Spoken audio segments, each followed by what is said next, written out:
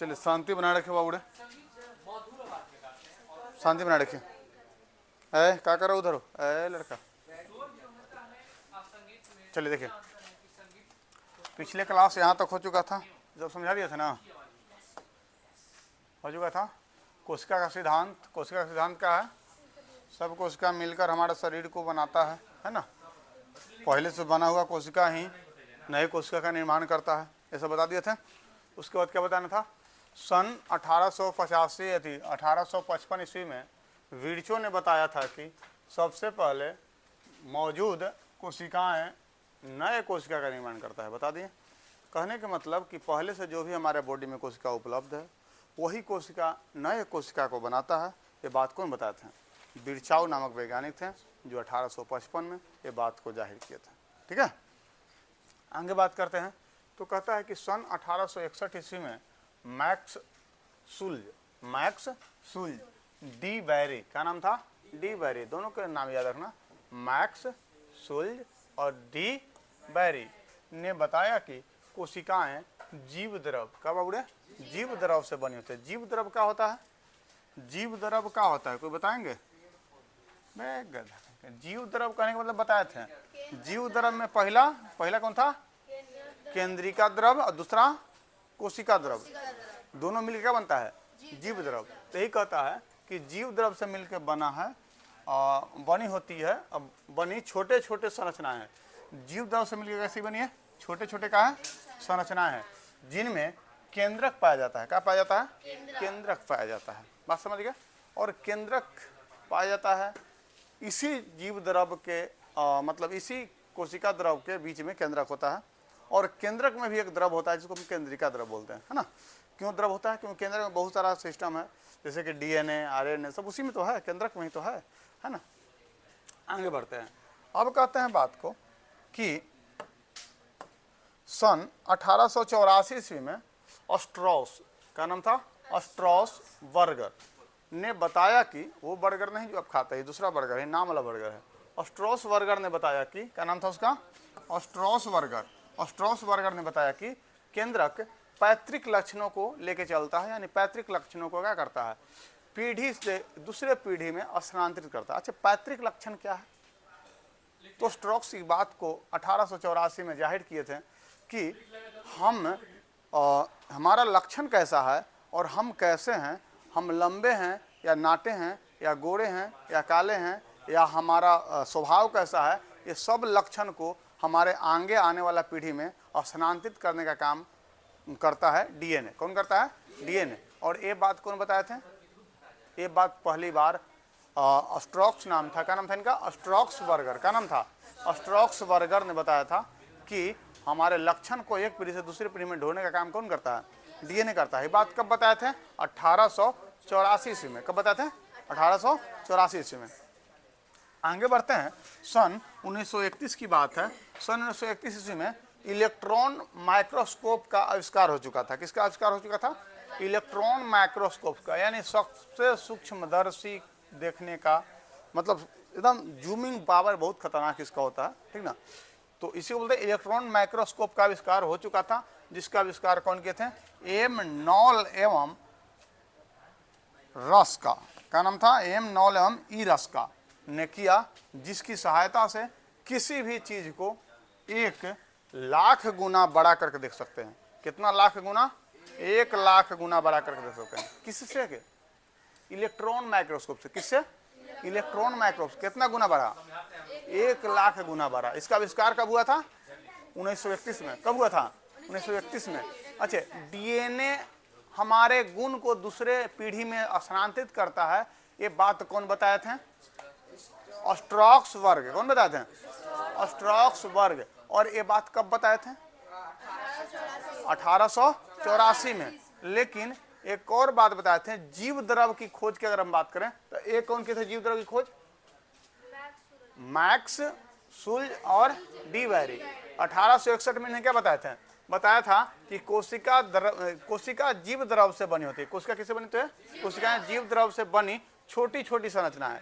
कोशिकाएं जो है जीव द्रव से बनी क्या है? छोटी छोटी संरचनाएं हैं।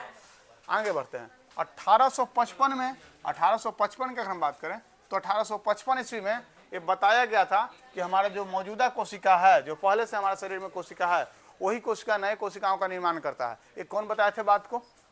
विर्चो। कौन बताए थे? विर्चो। बात समझ गए? इतना बात सबके दिमाग में गया कि नहीं गया? इतना बात चला गया? आगे बढ़े,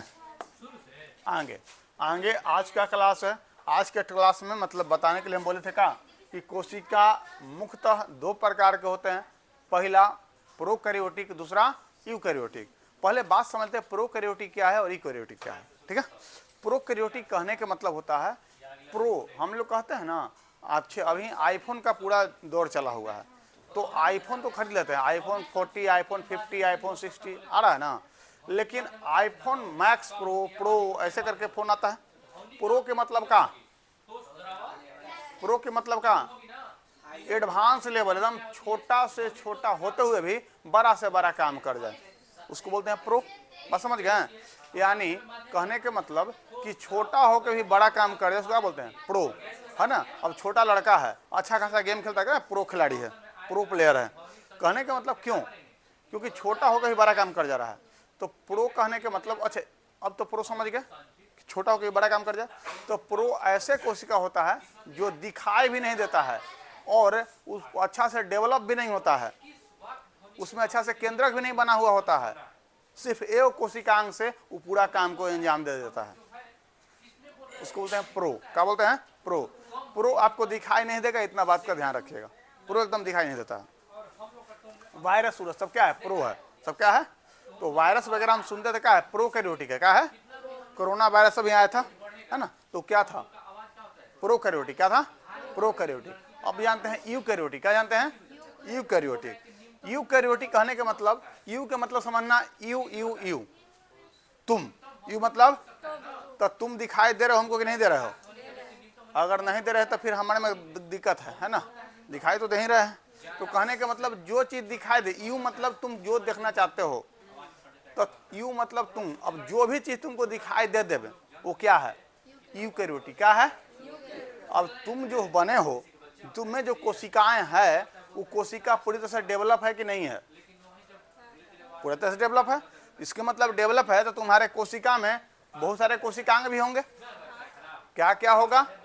कोई बताएगा कोशिका में कितना कोशिकांग होते हैं? कोशिकांग तो बहुत होते हैं, कुछ के नाम बता दो।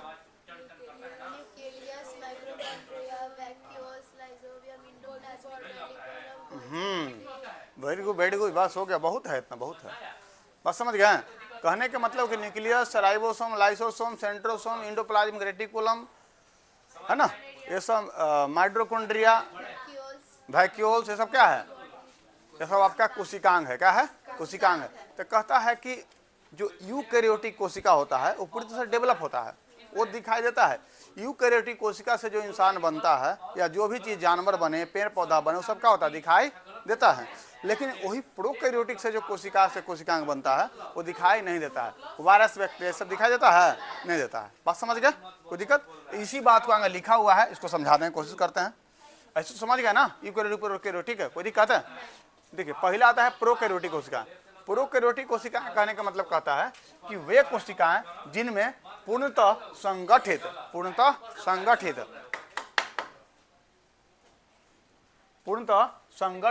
एवं व्यक्तिगत मतलब व्यवस्थित केंद्रक नहीं पाया जाता है। संगठित एवं व्यवस्थित केंद्रक नहीं पाया जाता है, एक मतलब कि आधा अधूरा काम में होता है। इसको क्या बोलते हैं? प्रोकैरियोटिक। क्या बोलते हैं? लेकिन काम पूरा करता है। जगरा जगरा कोरोना धरा और निपटा दिया आधा के, है ना, काम तो पूरा किया, भले खुद अधूरा हो लेकिन काम पूरा कर रहा है ना। तो क्या कहते हैं उसको? प्रोकैरियोटिक। क्या कहते हैं? प्रोकैरियोटिक। प्रोकैरियोटिक में कहता है जीवाणु आ गया, हरित शैवाल मतलब नील हरित शैवाल आ गया, आर्किया आ गया, ये सब क्या है? प्रोकैरियोटिक। क्या है? प्रोकैरियोटिक। अब सिंपल तरीका याद रखना कि जो हमको दिखाई देता है वो यूकैरियोटिक, जो दिखाई नहीं देता है वो प्रोकैरियोटिक। क्या होता है? प्रोकैरियोटिक। आगे बढ़ते हैं। आगे यूकैरियोटिक। यूकैरियोटिक कहने का मतलब वे कोशिकाएं जिनमें पूर्णतः विकसित केंद्रक एवं सभी कोशिकांग पाए जाते हैं। विकसित केंद्रक भी होता है और सभी का होता है, कोशिकांग भी होता है, उसको क्या बोलते हैं? क्या बोलते हैं? खड़ा हो, खड़ा हो। देख रहे हैं तो नौटंकी, हम कितनों पिटाएगा तो नहीं सुधरेगा, तो आगे बैठा पड़ेगा लगता है। पता ना प्रोकैरियोटिक कोशिका क्या है?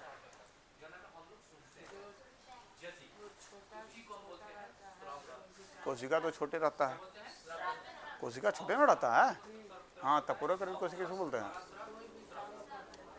कोई भी काम कर देता है, खाना बना देगा आज, तो शरीर में कोई भी काम कर देगा, निभा देगा। ध्यान यहाँ रहेगा तब ना।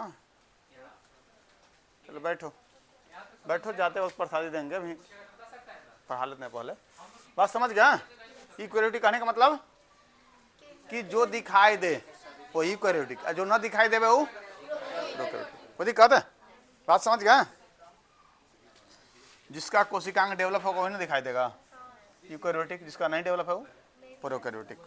चलिए आगे बढ़ते हैं। कोशिकांग, कोशिकांग क्या होता है? कोशिका के अंदर पाए जाने वाले छोटे छोटे विशेष अंग को कोशिकांग कहते हैं।